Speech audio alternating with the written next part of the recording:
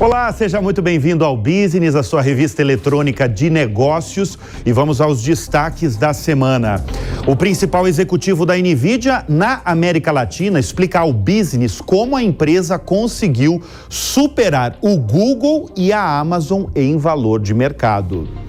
Por que a Apple abandonou o projeto do carro elétrico depois de 10 anos de desenvolvimento? Diretor da Shein revela os próximos passos da marca no Brasil.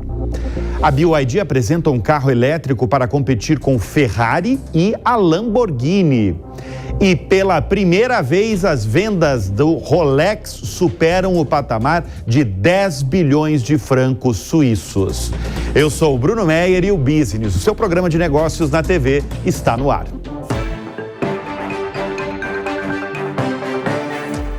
Vamos com notícias da Apple, porque há pelo menos 10 anos se comentava sobre um carro elétrico da empresa. Até tinha um nome provisório, se chamava iCar. Seria um dos projetos mais ambiciosos da história da empresa que lançou o iPhone. Um carro elétrico da Apple, por isso que se comentava tanto sobre ele, inclusive a gente já comentou. Um carro elétrico da Apple poderia, quem sabe, revolucionar mais um outro setor no planeta, um setor atualmente em ebulição, né, que é o automotivo. Rumores iniciais desse novo veículo da Apple mostravam um carro com plena autonomia, sem intervenção humana, com navegação por voz e um interior semelhante ao de uma limusine, em que os passageiros sentariam nas laterais do veículo de frente para o outro. Qual que é a notícia? Esse sonho acabou. Chegou ao fim. A Apple cancelou o projeto do veículo elétrico da gigante de tecnologia. A empresa divulgou a decisão internamente na última terça-feira, surpreendendo os quase 2.000 funcionários, entre centenas de engenheiros e projetistas de automóveis que trabalhavam nesse projeto.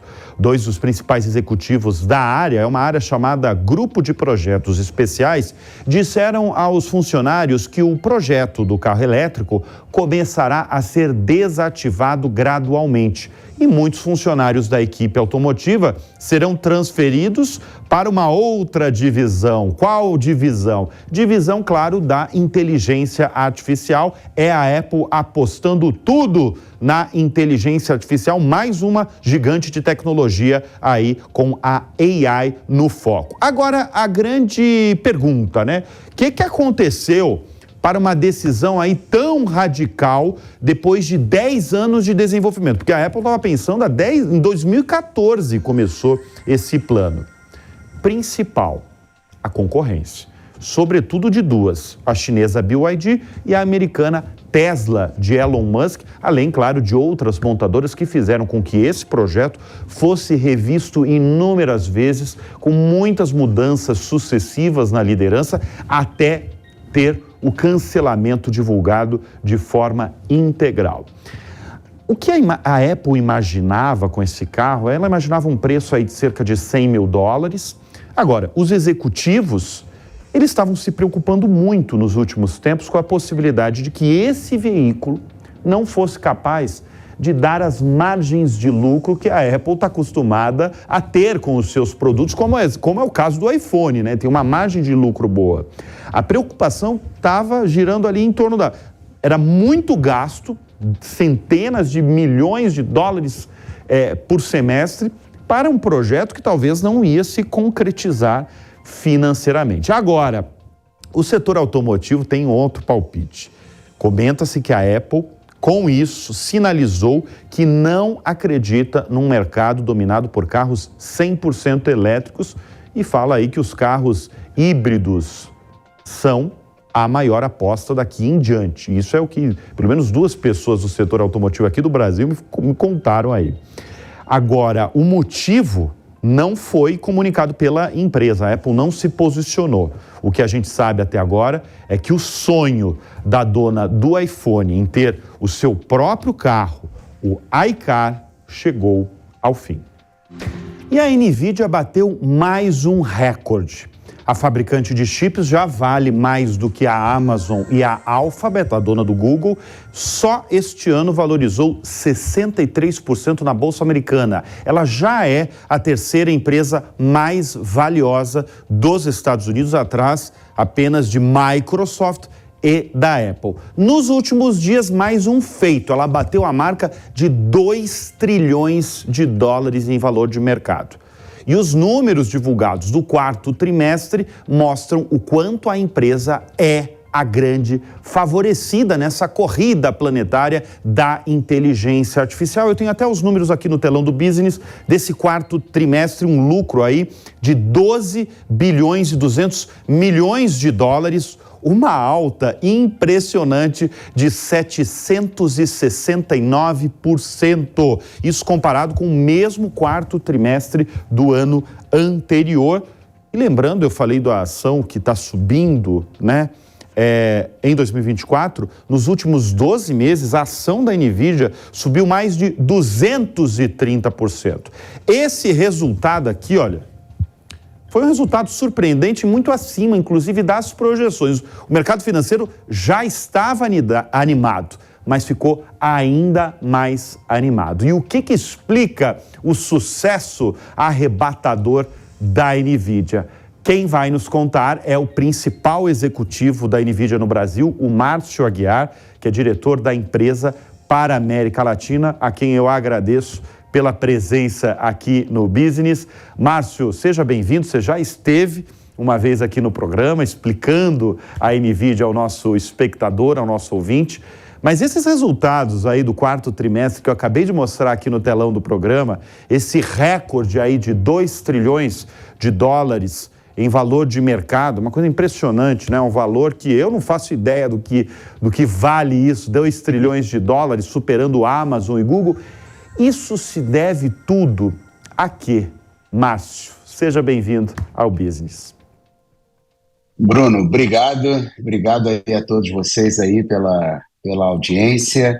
Bom, é um fruto de um trabalho que começamos, né, como eu havia explicado anteriormente, há 15 anos atrás, né? Então a NVIDIA sempre focada em trazer inovação tecnológica para a indústria, para o mercado, e com isso a gente está colhendo os frutos agora que plantamos, né, no desenvolvimento das nossas soluções. Então esse crescimento exponencial, desde a última vez que a gente conversou aí ao vivo, foi dado muito pela oferta, ao aumento da demanda das nossas soluções nas infraestruturas de data center. Então as empresas entenderam o papel da NVIDIA, as empresas entenderam que precisam inovar, que tem ferramentas de inovação para torná-las mais competitivas, e com isso a NVIDIA tem sido realmente aí beneficiada, mas beneficiada por uma posição que nós nos colocamos desde o início dessa nossa jornada de transformação da empresa. Então a gente está realmente num nível que agora saímos do nível do consumo somente das operadoras de ofertas de soluções na nuvem, mas agora também chegando nas empresas privadas, trazendo esses novos conceitos computacionais. Mas olha só, o grande business de vocês, a NVIDIA é uma empresa fundada em 1993, né, nos Estados Unidos, tem uma trajetória aí longeva no mundo dos games, mas esse salto aí que eu acabei de mostrar de 230% na ação, o lucro de vocês surpreendente no quarto trimestre do ano passado, se deve muito por conta da inteligência artificial e por conta do chip, né? Que vocês desenvolvem, fabricam, produzem, e tem aí uma corrida aí das empresas, das maiores, das médias, em busca desse chip. É muito por conta disso, né, Márcio? Do chip, que está sempre sendo otimizado, assim como das nossas plataformas de desenvolvimento, que são as APIs e os softwares de desenvolvimento que permitem com que as empresas customizem o seu software. Então, na questão do desenho do chip, não só o desenho do hardware em específico, mas também com o desenho da arquitetura de GPUs que vão dentro de servidores. Então, hoje a gente vê cada vez mais servidores com mais GPUs, servidores sendo interconectados para que eles possam trabalhar como se fossem um só chip dentro de um data center. Então, a NVIDIA, como mostra um pouco do vídeo que a gente está vendo aqui também, desenvolve ferramentas, inclusive até para ajudar outras empresas que fabricam chip a acelerarem o seu processo de produção. Por quê? Hoje a demanda por soluções de alto desempenho estão muito acima da capacidade que nós conseguimos produzir. E não é por falta de insumo, é porque o mercado mudou, o mercado está muito acelerado e as empresas estão vendo que com o uso de tecnologias elas podem ter realmente uma ferramenta muito específica, que vai trazer uma vantagem competitiva em relação aos seus concorrentes. Agora, então é aí que a gente realmente sobra. Agora, eu falei da fundação da NVIDIA nos Estados Unidos, a sede americana, mas a NVIDIA ela tem um braço importante no Brasil que poucas pessoas conhecem, Márcio. Você é um dos principais executivos da empresa aqui na região da América Latina, né? Eu queria entender o que o Brasil representa para a NVIDIA no mundo. Olha, nosso mercado, né, está sempre em grande expansão. Aqui no Brasil nós estamos tendo a felicidade de estar chegando nos grandes bancos. Nós já tínhamos bastante vínculo com as empresas ligadas ao setor de óleo e gás. Hoje nós temos uma relação muito forte com os grandes bancos, com as principais empresas de telecomunicações. Hoje a gente também já tem uma maior aceitação dentro das empresas do ramo de varejo. A gente tem visto muita inovação sendo aplicada no mercado de varejo e, historicamente, a gente sempre teve uma presença muito grande na indústria de manufatura. Então, existem, sim, ações, né, iniciativas por parte de associações vinculadas ao governo para melhorar a capacidade industrial do país, usando técnicas de inteligência artificial, e nós, como sempre estamos ali por detrás, impulsionando e levando mais conhecimento para todas as empresas vinculadas a esse projeto de inovação à indústria brasileira. São quantos profissionais que trabalham aqui no Brasil? Hoje nós temos 16 cabeças pensantes na nossa área corporativa. Obviamente nós temos um total de 42 pessoas, mas aí estão divididas entre outras áreas da empresa. Temos um braço também muito forte e é onde a gente realmente extrai bons talentos que estão dentro das universidades. Então aqui o Brasil tem um papel muito importante, não só para o mundo, mas como também na nossa região, trazendo novos pesquisadores, novos engenheiros que já saem com conhecimento muito maior usando as plataformas de desenvolvimento da NVIDIA. Ô Márcio, é isso que eu ia perguntar, porque a gente está falando da realidade brasileira, a gente está apresentando ao nosso espectador a presença da NVIDIA, uma das maiores empresas do mundo, uma das mais valiosas empresas do mundo, a presença dela no Brasil. E você, como um executivo da empresa, qual é o maior desafio? Vamos para o maior desafio brasileiro quando a gente está falando desse universo de tecnologia e nesse universo especialmente de agora, de inteligência artificial. Bom, não é um desafio só no Brasil, tá, Bruno? É um desafio até global. Por estarmos com a proposta de estar sempre levando inovação tecnológica, então nós temos um desafio que ainda não tem muitos profissionais que poderiam estar mais capacitados para tirar proveito de tudo que nós desenvolvemos. Tá? Então o Brasil não está fora do eixo global desse desafio de termos ali mais gente capacitada. O que nós temos visto, sim, são cada vez maiores ofertas, mais cursos focados na área da ciência da computação, com especialidade na área de inteligência artificial. Nós temos visto também muito incentivo de fomento à pesquisa e desenvolvimento aqui no país. Então, a gente tem tido esse privilégio de ter uma presença muito forte dentro das principais universidades brasileiras e também dos laboratórios nacionais, onde dali nós temos muito, mas muito bons pesquisadores, que inclusive não têm ainda o acesso às últimas gerações das tecnologias da NVIDIA, como seus colegas em todo o mundo. Então eu diria que o grande desafio, que sempre foi nosso, já que a gente está sempre evoluindo, é de trazer conosco e formar essa camada de pesquisadores que possam estar desenvolvendo em cima dessas plataformas de desenvolvimento da NVIDIA. Agora, você é um profissional, Márcio, você entrou na empresa em que ano?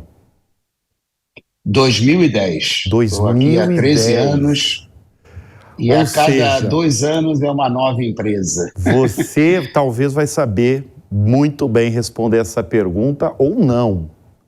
Até onde vai a NVIDIA, Márcio?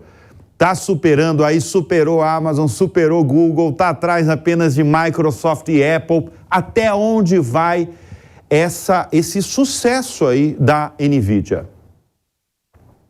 Olha, seguindo o conceito de inteligência, né, seja ela artificial ou não, a gente está sempre evoluindo e você vai sempre ouvir de nós aqui o seguinte: estamos sempre começando ou apenas começando. Por quê?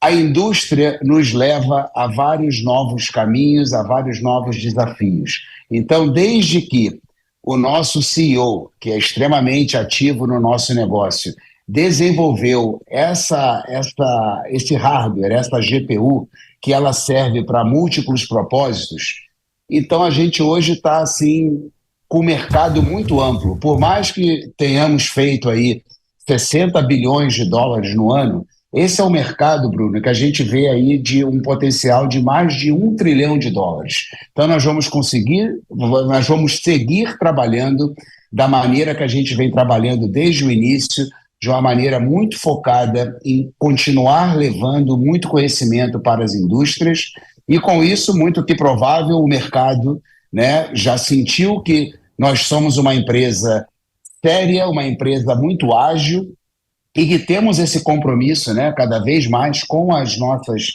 indústrias, com os nossos pesquisadores, clientes e parceiros. Então, alguns dizem, né, eu estive com você aqui na primeira vez, há menos de 12 meses. Naquela época nós havíamos recém atingido a marca de 1 trilhão de dólares e agora chegamos aí aos 2 trilhões. Quem sabe, né, dentro de menos de 12 meses a gente possa chegar aí nos 3 trilhões e continuar crescendo. Mas o mais importante, vamos continuar com o espírito de uma grande startup, porque ser uma startup é uma empresa de tecnologia, uma empresa ágil, que não tem medo de errar. A gente erra, mas a gente aprende com os nossos parceiros e a gente continuar sendo uma empresa que leve valor aos nossos parceiros, que também são grandes clientes nossos. Muito bem, nós conversamos com Márcio Aguiar, diretor da NVIDIA na América Latina. Muito obrigado pela presença aqui no Business. Obrigado a você, Bruno. Vamos falar agora de setor automotivo, porque a BYD apresentou um carro para competir de igual para igual com a Ferrari e a Lamborghini, duas das principais marcas aí de carros de luxo. Tradução de carro de luxo, né? Esse modelo esportivo que vocês estão vendo aqui no telão do Business é totalmente elétrico, claro. Pode atingir 100 km por hora em apenas 2 segundos e alcançar uma velocidade máxima de 309 km por hora, segundo a montadora. Agora, qual é o preço desse novo modelo? O carro, inicialmente, é bom frisar aí para o nosso espectador, vai ser vendido apenas na China inicialmente e vai custar 1,6 milhão de yuans, o que dá mais basicamente aí 233 mil dólares ou 1 milhão e 170 mil reais. A BYD, como a gente já comentou aqui no Business em edições passadas, se tornou a maior vendedora de carros elétricos no mundo. ultrapassando a Tesla de Elon Musk no último trimestre de 2023. A montadora é muito conhecida por fabricar veículos elétricos com preços mais acessíveis, vendendo aí nos Estados Unidos em média por menos de $30 mil, enquanto os veículos da Tesla custam acima de $40 mil. Isso que eu estou dando uma média, evidentemente. A empresa mostra agora que quer brigar e vender também carros de luxo. Girando o assunto aqui no Business, a francesa Accor, que é a maior operadora de hotéis no Brasil, tem uma meta ousada para o país. A rede, que é de origem francesa, quer ter 600 empreendimentos nas Américas até 2027, sendo 60% desse número aqui no Brasil. A Accor, ela já possui 455 hotéis nas Américas, dos quais a maioria, 332, estão no Brasil. Tá aqui no Brasil essa maioria da Accor. A proposta dela é ter nas Américas 145 hotéis novos, sendo metade deles de categoria econômica. Outros 30% serão de médio padrão e os 20% restantes voltados ao segmento premium. 85% dos futuros hotéis entrarão no modelo de franquia, concentrados nessas duas características que eu vou falar agora, econômicas e de médio padrão, porque a empresa, no segmento de alto padrão, deve administrar boa parte aí dos empreendimentos. Agora, mais da metade desses novos hotéis, como eu falei, deverá ser inaugurada no Brasil, e a outra metade vai ficar dividida aí em localidades como a Colômbia, Peru, Argentina e o Chile. No ano passado foram fechados 19 contratos nas Américas, 9 deles no Brasil. E desses 9, vou trazer uma curiosidade para vocês. 4 envolviam cidades totalmente voltadas para o agronegócio brasileiro. Para o CEO da Accor, nas Américas, a estratégia da empresa não é estar em todos os países, é estar nos países onde há demanda. Isso demanda doméstica, demanda interregional e demanda também internacional. Em 2023, a Accor fechou o ano com uma receita de mais de 5 bilhões de euros. Isso dá basicamente aí 27 bilhões de reais. Isso significa uma alta de 20% em relação ao ano anterior.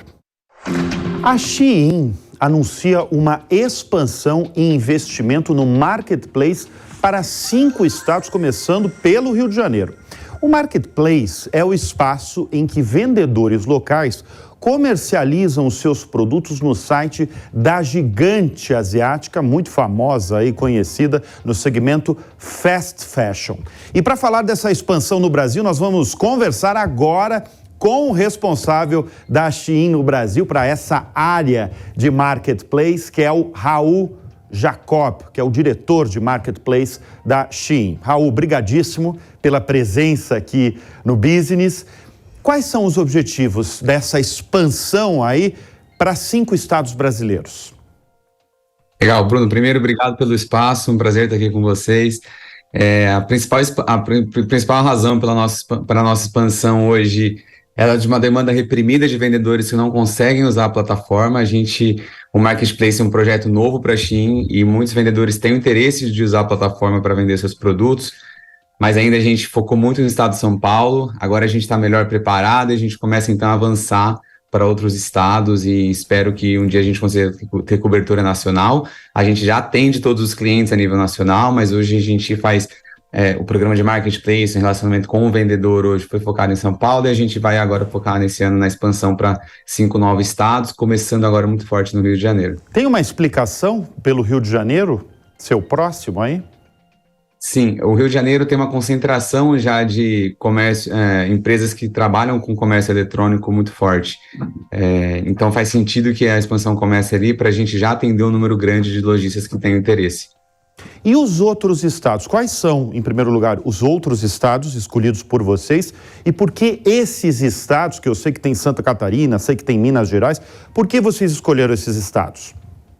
Tá bom, além do fator que eu comentei de ter uma concentração grande de lojistas que já têm uma aderência para o comércio eletrônico, tem também população, então é o motivo pelo qual a gente vai para Minas depois. Então tem uma grande concentração de lojistas que já vendem no comércio eletrônico e tem uma população muito grande em Minas, e aí Minas então é o segundo estado. Depois a gente vai para o Paraná, Santa Catarina e Rio Grande do Sul.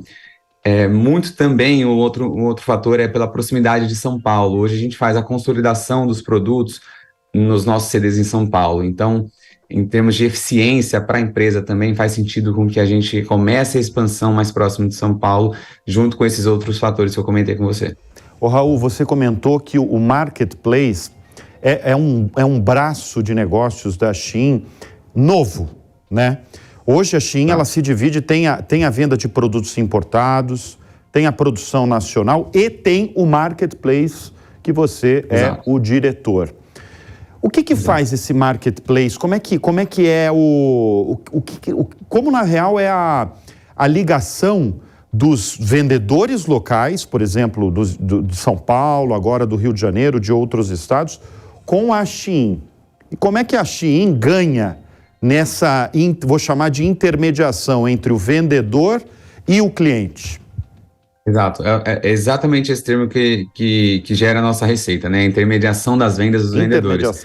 Então, o que a gente faz é disponibilizar a plataforma para os lojistas colocarem seus produtos, e aí eles fazem a venda, a gente envia o pedido pro vendedor, ele prepara o pedido, a gente faz a coleta e a entrega final. Então, a gente faz a operação de logística e a gente dá o espaço da plataforma. O vendedor só tem que receber esse pedido, preparar o pedido e só isso. E a gente faz todo o resto, tá? E aí ele vende por um valor X e a gente cobra uma comissão para sustentar a operação, e é dessa receita que a operação de Marketplace sobrevive, de um percentual que hoje é 16% em cima da venda bruta do produto. Raul, você falou que é muito recente o Marketplace, é do ano passado, é isso? A gente lançou oficialmente no ano passado, testes começaram em 2022, mas oficialmente o lançamento foi no ano passado. E no mundo, vocês começaram pelo Brasil? Foi o primeiro projeto de Marketplace para a Shein no mundo, sim. A Shein atuava só com importação até lá, então o Brasil... Eu sei que você é diretor executivo do Brasil, né, da Shein no Brasil, mas qual que é a explicação de a Shein, que é da China, né, de origem chinesa, começar pelo Brasil essa experiência aí do Marketplace? Tá bom. O Brasil é muito relevante na América Latina, então é uma porta de entrada muito importante para a Shein. O consumidor brasileiro já tinha uma aderência, uma troca muito forte com os produtos de importação. O Brasil é um dos maiores produtores de moda do mundo e o Brasil também tem uma aceitação muito forte para o Marketplace, que os nossos concorrentes já provaram isso. Então, foram alguns fatores que tornaram o Brasil um país muito aderente para começar esse projeto.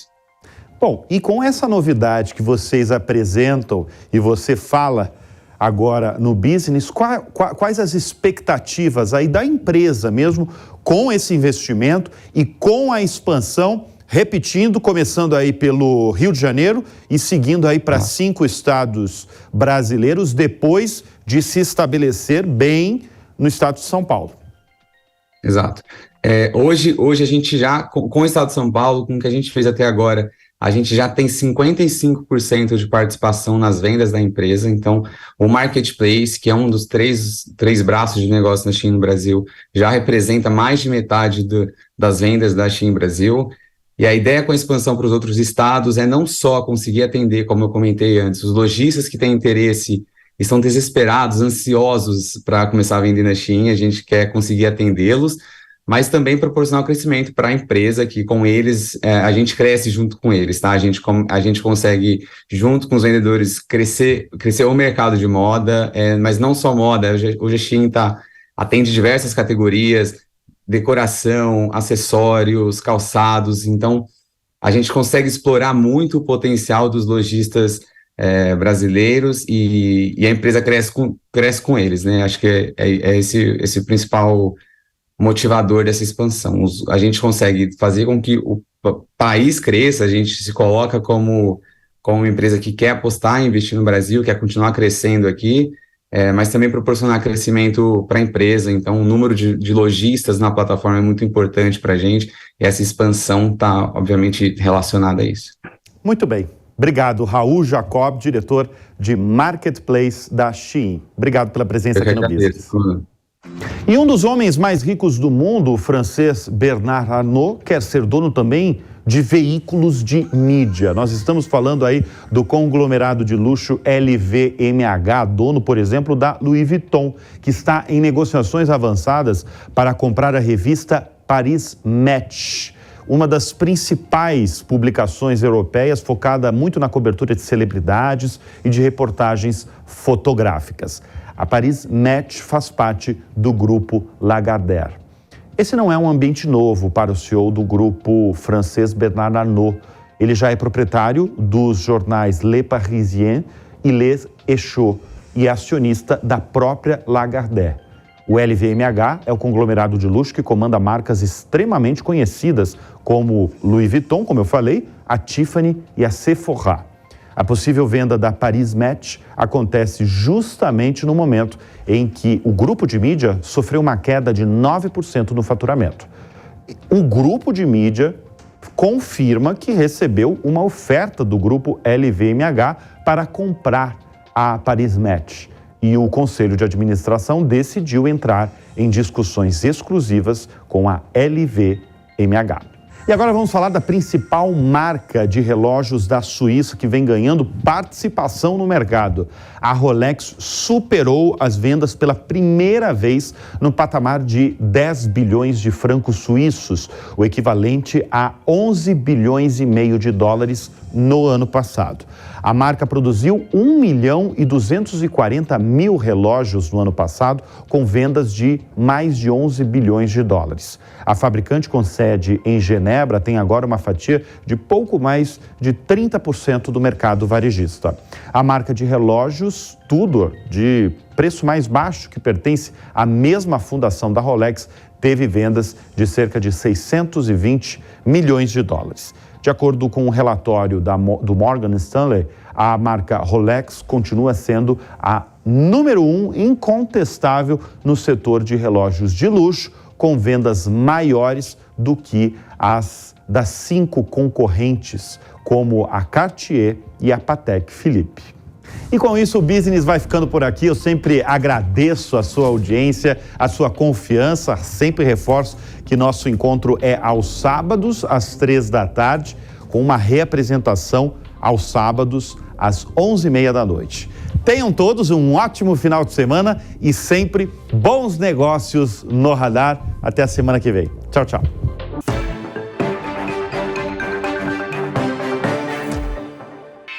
Realização Jovem Pan News.